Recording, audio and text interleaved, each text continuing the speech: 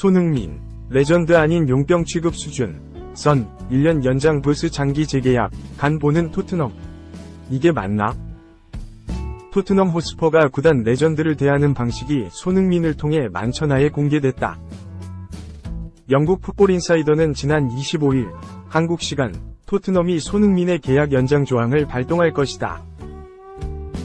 이 조항을 통해 손흥민에게 큰 이적료를 받을 수 있도록 보장할 예정이다. 라며 토트넘이 손흥민과의 계약을 1년 연장해 많은 이적료를 챙길 계획이라고 보도했다. 매체에 따르면 과거 토트넘에서 뛰었던 앨런 허트는 손흥민과 계약 만료를 허용하는 건 말이 안 된다. 내 생각에 토트넘이 계약서에 구단을 보호하기 위한 조항을 넣은 것 같다. 라며 토트넘은 계약 연장 옵션을 발동할 것이다. 100%다. 손흥민은 토트넘에서 큰 존재다. 연장하면 2시즌은 더 뛸 수 있다. 라고 말했다. 이어 이 기간 동안 누구든 손흥민을 대신할 선수가 영입된다면 토트넘은 손흥민이 가진 가치만큼의 이적료를 벌어들일 수 있을 것이다. 난 손흥민이 스트라이커든 왼쪽 측면이든 여전히 많은 걸 보여줄 수 있다고 생각한다. 라며 토트넘이 스트라이커 포지션을 어떻게 할 것인지는 모르겠지만 스트라이커 옵션이 필요하다. 손흥민은 주장이고 계약이 만료되는 걸 내버려두는 건 누구에게도 말이 안 된다고 생각한다. 라고 좋은 모습을 보여준 손흥민을 일단 붙잡아야 한다고 강조했다.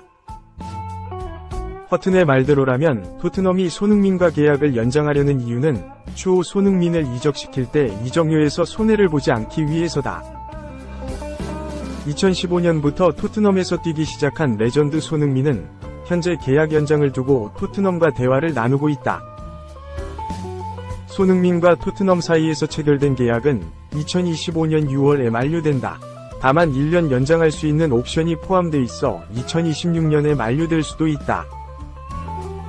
계약 만료 시기가 점점 다가오고 있는 가운데 토트넘은 현재 손흥민과 재계약을 체결하기보다 연장 옵션을 발동해 1년 더 연장하는 방안을 고려하는 것으로 알려지면서 논란이 됐다. 글로벌 스포츠 매체 디 애슬레틱은 최근 토트넘은 1년 연장 옵션을 발동, 손흥민을 2026년까지 클럽에 묶을 예정이다. 라고 보도하면서 손흥민은 경기력 회복하는 기쁨을 누렸고 주장으로서도 필수적인 존재다. 토트넘은 또한 1년 연장 옵션을 발동해 2026년까지 손흥민을 클럽에 묶을 예정이다. 라고 설명했다. 장기 재계약을 기대했던 팬들의 바람을 산산조각 내는 소식이었다. 팬들은 토트넘이 30대에 접어든 손흥민의 기량 하락을 우려해 장기 재계약을 꺼리고 있다고 해석했다. 레전드 대우를 제대로 해주지 않는다는 지적까지 이어졌다. 1992년생 손흥민은 어느덧 31세가 됐다. 토트넘은 이전에도 얀 베르통원, 토비 알더베이럴트, 위고 유리스 등 구단에서 오랜 시간 활약한 선수의 나이가 30세를 넘기 시작했을 때 단기 계약을 맺거나 연장 옵션을 발동해 상황을 지켜보다 다른 구단에 팔아넘겼다. 최근 손흥민도 튀르키예 페네르바체 이적설에 휘말리며 화제를 일으키기도 했다. 과거 토트넘에서 손흥민을 지도했던 조세 무리뉴가 페네르바체 감독으로 선임되자 영국 팀토크는 과거 토트넘을 이끌었던 무리뉴 감독은 페네르바체에 부임한 이후 여름 이적시장 첫 영입으로 손흥민을 영입하고 싶어한다. 우리는 무리뉴 감독이 여름 이적시장 영입 명단에 손흥민을 포함시킨 걸 알고 있다. 현재 구단이 적촉하지는 않았지만 손흥민은 페네르바체가 고려하고 있는 선택지 중 하나다. 라고 주장했다. 이후 다니엘 레비 토트넘 회장이 이례적으로 손흥민의 이적설을 직접 부인했다. 레비 회장은 튀르키예 매체 스포츠 디지탈레를 통해 손흥민의 페네르바체 이적설은 전부 거짓말이다. 라며 고개를 가로저었다. 구단 레전드 반열에 오른 손흥민을 어디로든 내보낼 수 없다는 뜻을 내비친 것이었다. 하지만 최근 나오는 소식들을 보면 레비 회장이 손흥민 이적설을 단호히 부인한 건 단순히 손흥민의 몸값이 떨어지는 걸 우려해 붙잡아 두기 위한 것으로 보인다. 손흥민과 토트넘의 계약이 만료되기까지 1년밖에 남지 않은 상황이라 손흥민은 보스만 룰에 따라 당장 올 겨울 이적 시장부터 타 구단들과 자유롭게 협상할 수 있다. 내년 여름에는 이적료 없이 자유롭게 이적 가능하다. 토트넘 입장에서는 당장 계약 만료를 1년 남겨둔 이번 여름 손흥민을 매각하려고 해도 제대로 된 이적료를 받지 못한다. 보통 남은 계약 기간이 짧으면 짧을수록 선수의 몸값은 본래 가치보다 하락한다. 명백히 토트넘에게 손해인 셈이다. 때문에 토트넘이 일단 계약 연장 옵션을 행사해 손흥민을 1년 더 붙잡아둔 후 거액의 이적료를 받고 판다는 것으로 여겨지고 있다. 10년 가까이 헌신한 손흥민의 충성심이 무색해지는 행보다. 이번 일로 토트넘이 구단 레전드를 대우하는 방식이 만천하에 드러났다. 과거 베르통원, 알더베이럴트, 요리스 등과 마찬가지로 그저 구단에서 오래 뛴 용병으로만 여기고 있다. 최고 수준의 장기 재계약은커녕 당장 다음 시즌 다른 팀으로 팔릴 수도 있는 상황인 것이다. 2. 아시안컵 한격파 요르단, 콧대가 높아졌다. 3차 예선 조편성에 월드컵 나갈 기회. 신이시여 감사합니다. 한국 축구대표팀은 지난 1월 열린 2023 아시아축구연맹 카타르 아시안컵 4강에서 탈락의 아픔을 안긴 요르단과 2026 북중미 월드컵 아시아 3차 예선에서 다시 만나다. 이런 상황에 요르단 전문가들이 조편성 결과에 환호했다. 요르단 매체 아두스투르는 27일 한국 시간 스포츠 전문가들은 요르단 축구대표팀이 역사를 반복하지 않을 상황에 직면해 있다고 평가했다 라고 보도했다. 이어 이번 3차 예선 조편성에 만족감을 보였다 라고 전했다. 27일 말레이시아 쿠알라룸푸르에서 2026 북중미 월드컵 아시아 3차 예선 조추첨식이 진행됐다. 3차 예선은 2차 예선을 통과한 총 18팀이 참가해 6개 팀씩 3조로 편성돼 홈앤드 어웨이 방식으로 팀당 10경기씩 치른다. 2026 북중미 월드컵은 기존 32개국에서 참가국이 48개국으로 늘어났다. 이에 아시아 대륙에 주어지던 진출권 또한 4.5장에서 8.5장으로 대폭 증가했다. 3차 예선 3개조 각일, 2위 팀은 곧바로 월드컵 본선행을 확정하며 각조 3, 4위는 아시아 플레이오프로 향한다. 아시아 플레이오프 6개 팀은 다시 3팀씩 2개조로 나뉘어 경쟁을 펼친다. 여기서 각조 1위 2팀은 남은 월드컵 본선 티켓을 거머쥐며 각조 2위 팀은 대륙 간 플레이오프 티켓을 두고 맞대결을 펼친다. 3차 예선 조편성을 앞두고 2차 예선 성적을 토대로 포트가 나눠졌다.